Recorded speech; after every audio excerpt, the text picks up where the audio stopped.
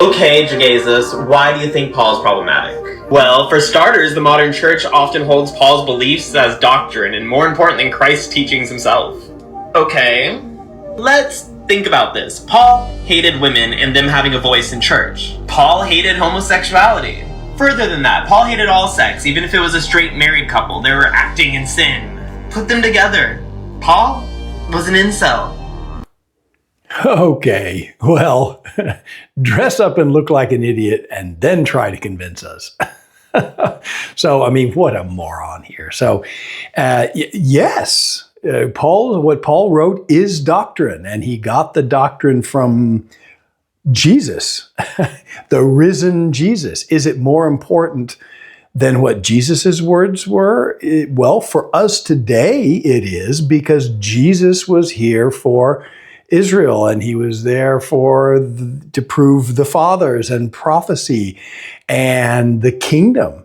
Everything Jesus was doing was the kingdom gospel. So anything you read in the Gospels is kingdom gospel. It was prophesied, and it was for Israel, and it was for the kingdom coming in.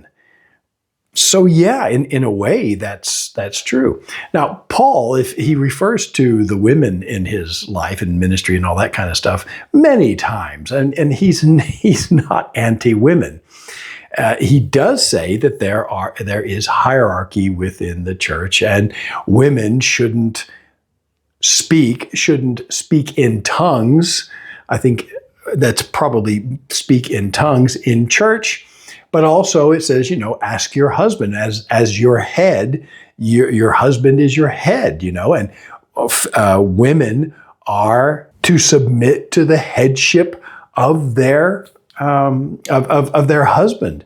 Yes, absolutely. That doesn't mean Paul hated women, and he didn't hate sex. Part of what he was writing when he was talking about, you don't have to go out there and get married and do all that kind of stuff.